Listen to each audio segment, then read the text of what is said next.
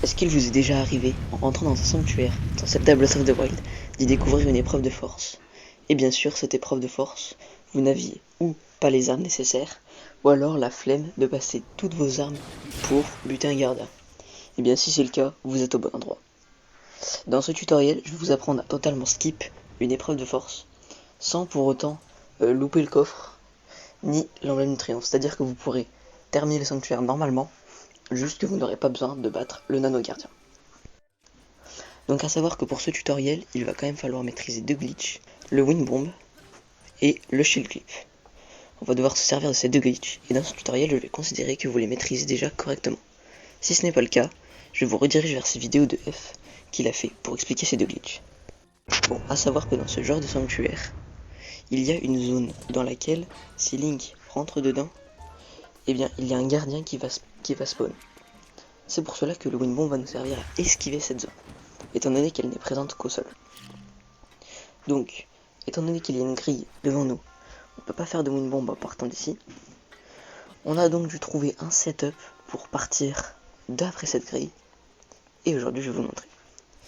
Donc, on va se coller à la grille, et pour bien être orienté, on va sauter comme ceci. Là, on se recule un peu, et on met une bombe. Ensuite, on passe sur les bombes carrées, et on passe de l'autre côté de la grille.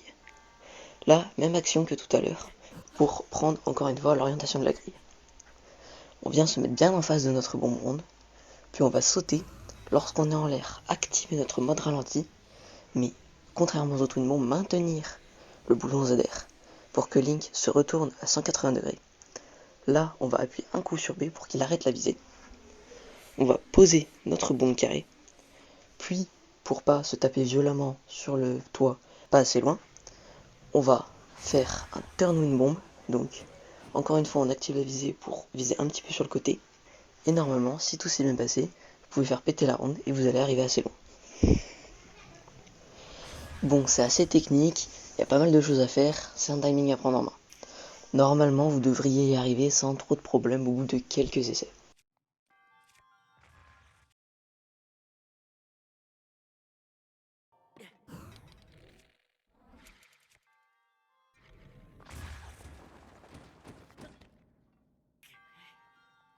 Une fois qu'on est arrivé là, c'est pas encore terminé.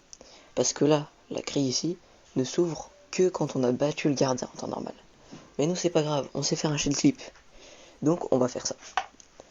Donc déjà, en premier lieu, il va falloir activer un skew. Ici, pour activer un skew, c'est un petit peu compliqué, parce qu'il n'y a pas trop de pente. Mais on va se servir de ce petit rebord pour en activer un. Donc déjà, on va venir ici. On va encore une fois spammer le bouton X pour adopter l'orientation du mur. Puis là, il va falloir être rapide. On va sauter sur le côté, spammer le bouton Y pour que Link sorte et mette un coup. Il faut bien une arme à deux mains pour que ça marche. Et là, quand il va mettre son coup, en fait, Link il va avancer un petit peu. Et en fait, il va se mettre juste sur le rebord. Et nous, à ce moment-là, on va faire un instant shield surf sur place. Et en fait, quand on va retomber, le bouclier va toucher le bord, vraiment, l'angle de ce petit rebord. Et il va donc activer un skew comme ça. Vous pouvez essayer, hein. Si vous avez bien réalisé votre action, vous aurez un skew. Ensuite, vous allez donc vous diriger juste à côté de la grille ici. Et on va encore une fois spammer X pour avoir une bonne orientation. Là, on maintient ZL, backflip. Puis là, c'est à peu près les timings comme pour le shield clip de Magnesis, pour ceux qui savent. On saute et en haut du saut, on va passer en mode surf. Et là, normalement, Link, il devrait passer à travers le premier mur. Alors, il est quand même possible que le shield clip ne passe pas.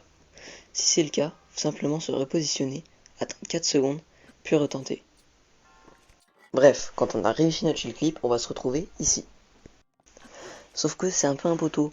Donc en fait, on n'est pas encore totalement sorti. Il va falloir en faire un deuxième. Parce que là, on est vraiment dans le poteau.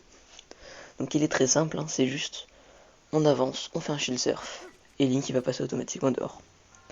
Et donc là après, on va se retrouver de l'autre côté, on n'aura pas touché au gardien. Et pour autant, on peut récupérer le contenu du coffre et aller examiner le terminal. Bon, je vais simplement faire une petite exception pour le tout premier sanctuaire, la toute première épreuve. Comme vous pouvez le voir, il est fait un petit peu différemment. Il n'y a pas cette grille. Mais en fait, c'est tant mieux. Parce qu'on va simplement pouvoir monter là-dessus et faire exactement le même setup que Gamer Win Bomb.